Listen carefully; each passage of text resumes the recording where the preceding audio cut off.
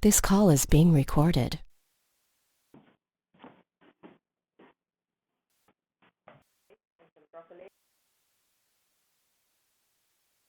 I'll be right with you.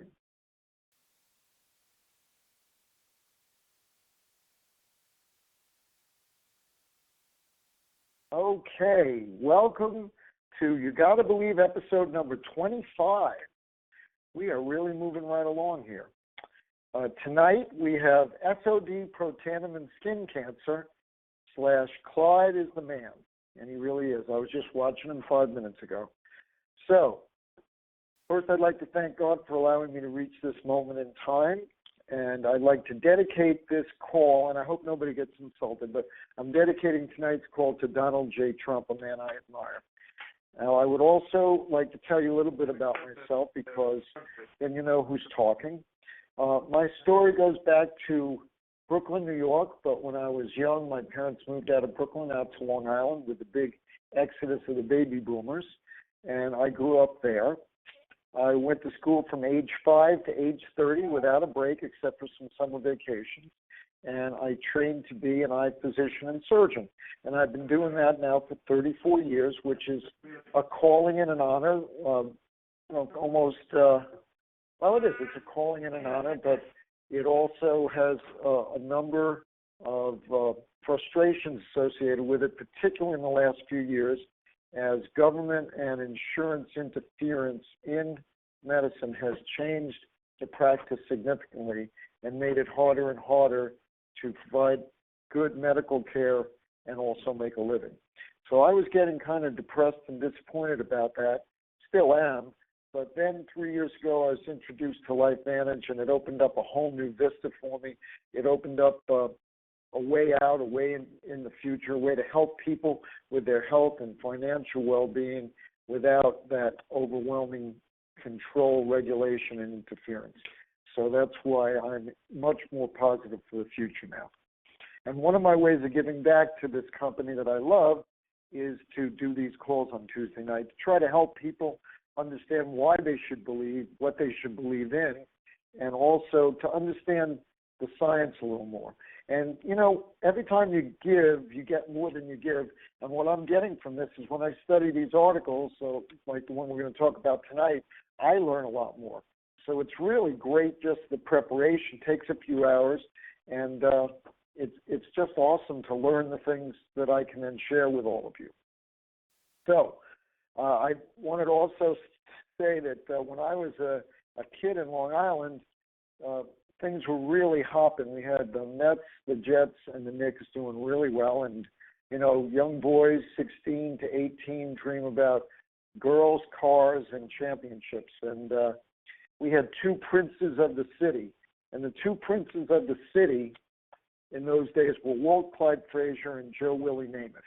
And tonight we're going to talk a little bit about Walt Clyde Frazier when the time comes at the end of the call. First, let's talk a little science. The article we're going to discuss tonight is the first of 3 articles on skin cancer that involve protandim and are available on PubMed.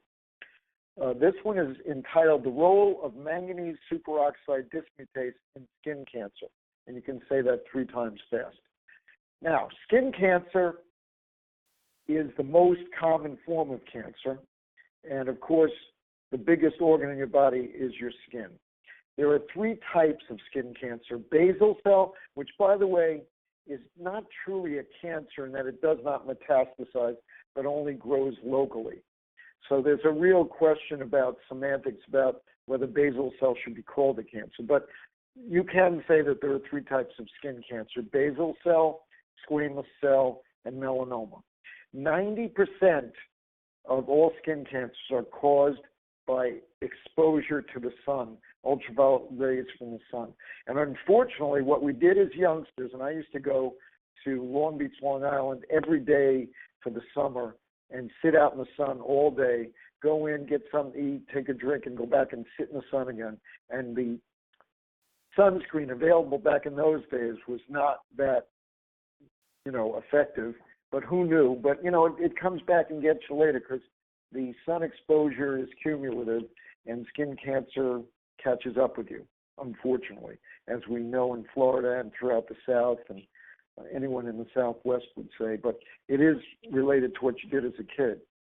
So 20 to 30% of melanomas are conversions of nevuses or little moles that you have already, and people with fair complexions are at a higher risk than those that have darker skin.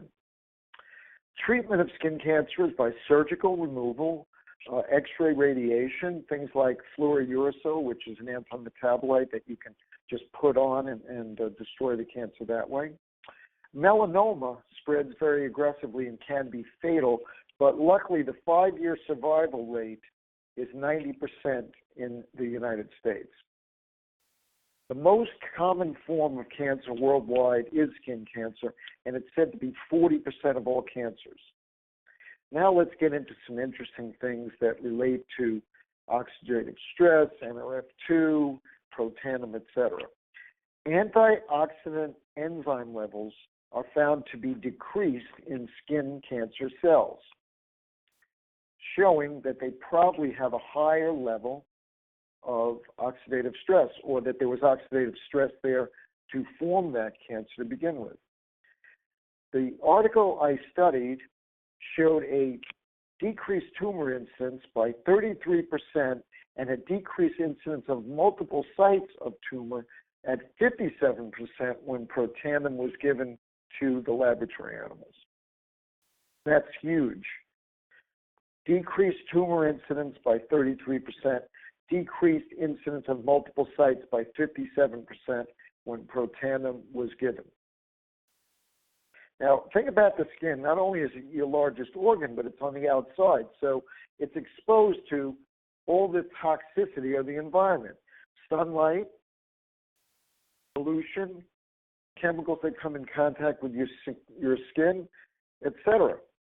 And it's known that glutathione catalase and SOD are in skin cells. And there's a kind of SOD called manganese SOD that was the subject of this particular article. And manganese SOD is definitely reduced in cells when there is skin cancer. There is a two-stage model of carcinogenesis, the initiation phase and the promotion phase. Then there's a third phase of metastasis, but the two stages of formation are initiation and promotion. It is said that there is increased expression of SOD when there is decreased carcinogenesis. In other words, if you have more SOD, you have less cancer. I'll give you a quote. Antioxidant therapy is an effective mode of tumor suppression. That's really nice. And that's what we're here to talk about. So manganese SOD actually protects mitochondrial DNA from oxidative injury. And as we learned in an earlier episode when we were talking about NRF1 protandim, which protects mitochondrial DNA, it turns out that the mitochondrial DNA is far less protective than the nuclear DNA. It's kind of just out there in the mitochondria, plus the mitochondria is producing a lot of free radicals because that's the powerhouse of the cell. So there's a lot of chance for oxidative injury to mitochondrial DNA. But manganese SOD protects the mitochondrial DNA, and perhaps that's why it's so important. As we said earlier in this discussion, protandim showed a 33% reduction in tumor incidence when exposure was produced through carcinogens, and a 57% decrease in actual multiple sites of the cancer. In other words, in these studies, a carcinogen is painted on the skin of the laboratory animal, and then a certain number of the animals will get a tumor, and certain numbers will get multiple tumors. So there was a 33% decrease in incidence of tumor when the carcinogen was applied, and there was a 57% decrease of multiple sites when the animals were being fed protandim. Tumor formation and progression is also stimulated by inflammation. And it's very interesting, and I never really thought about this before, but inflammation also increases metastasis. Why? Well, when you get inflammation, it increases the size and number of blood vessels in an area. It also allows cells to travel to other parts of the body because of the increased blood supply. So if a tumor causes inflammation, it is self-propagating itself.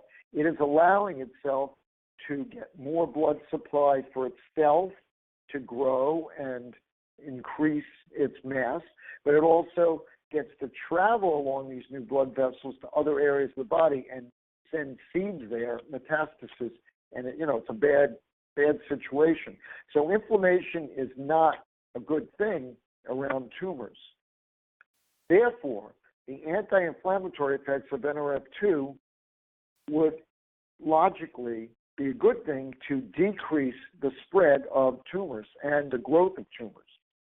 Now, it is known from this study that Protandim suppresses tumor formation and decreases the inflammation that causes metastasis. Now I will quote the end of the article. Induction of manganese SOD is gaining interest as an effective novel mechanism of chemo prevention, being that it's the only antioxidant enzyme that, when overexpressed, suppresses tumor formation. In other words, if you increase the level of manganese SOD to a level higher than baseline, you can actually show that it helps protect against tumor formation. So this first article was very eye-opening, and I'm going to go through the second and third article about skin cancer as well. We'll do that on different weeks. I think all of these things are very important to think about. Here we have another example where the NRF2 pathway is actually a guardian of health span and lifespan. As we know, cancer is one of the major causes of death in all organisms, all mammals, and it is, of course, a big major cause of decreased health and decreased lifespan in people.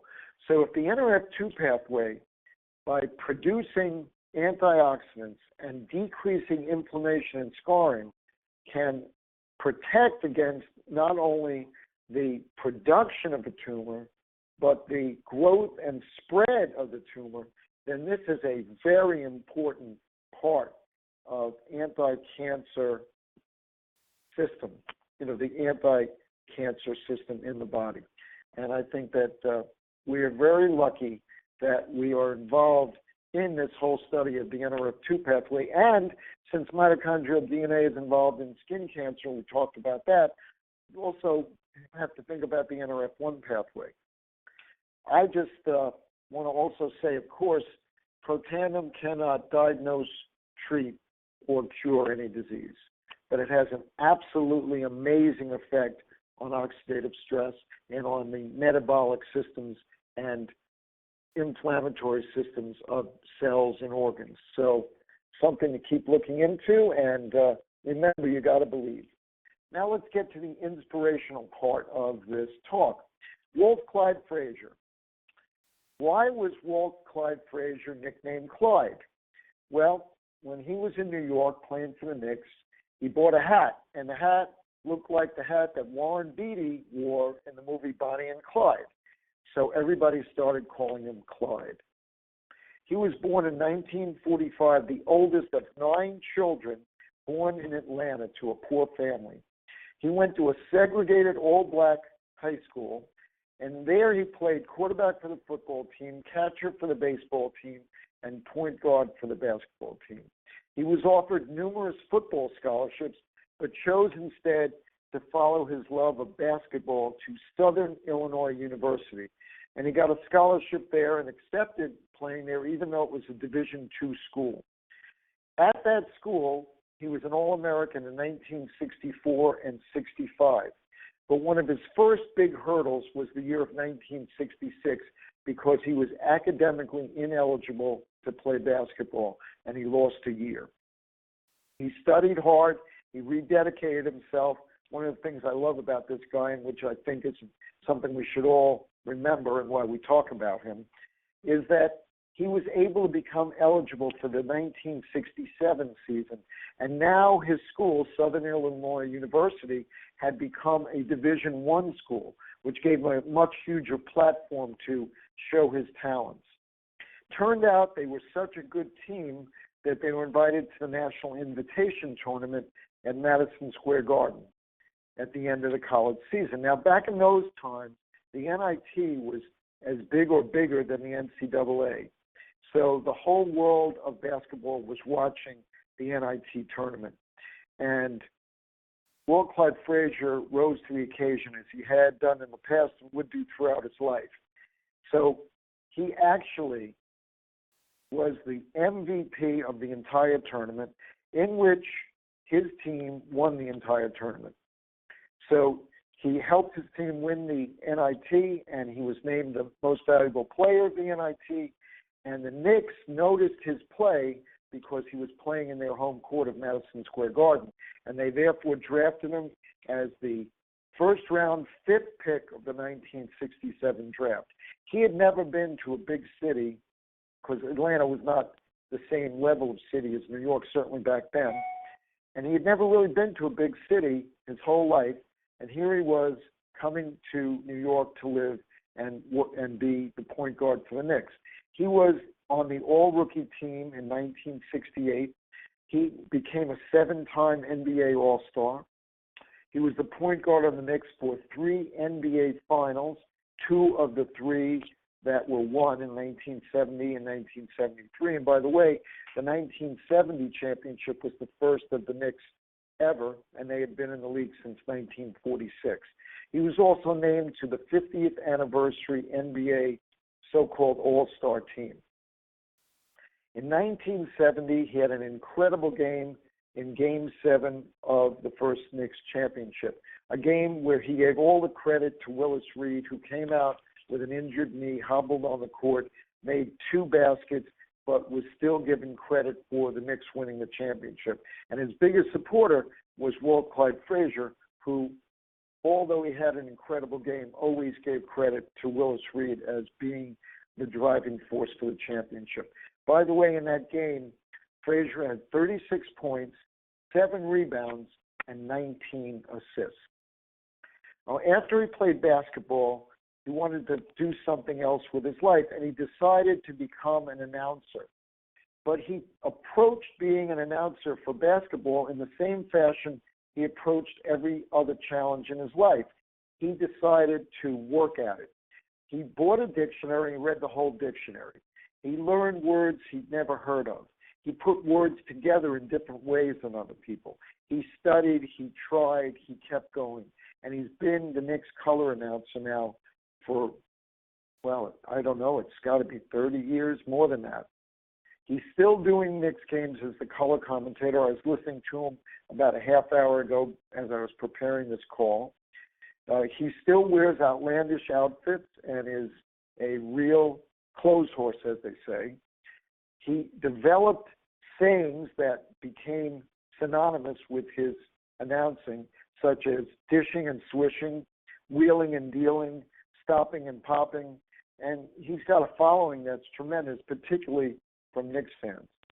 Actually, he's my favorite athlete. He came from humble origins, handled the shock of New York City. He loved cars, women, and championships. So being a high school guy, I really appreciated that about him.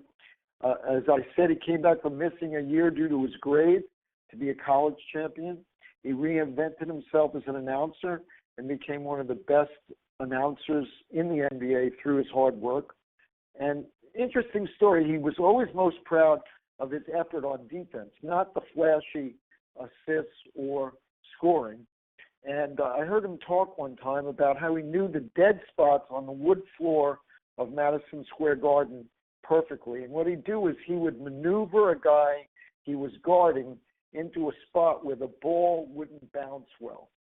And when he got somebody into that spot on the floor, he'd wait, and when he saw the ball going to that dead spot, he would steal the ball and dribble down the court and get a layup, because the ball would shock the offensive player, and that wouldn't come right back up to his hand. And before he knew it, Clyde got that ball and he was going the other way.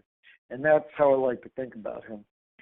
So I hope you enjoyed this evening's talk. I hope you really give some thought into chemo prevention from NRF2 activation, and people like Walt Clyde Frazier who entertain us and inspire us and make us stronger to handle the hurdles in our lives and get back up when we're knocked down, and use them as models so we can persevere and progress.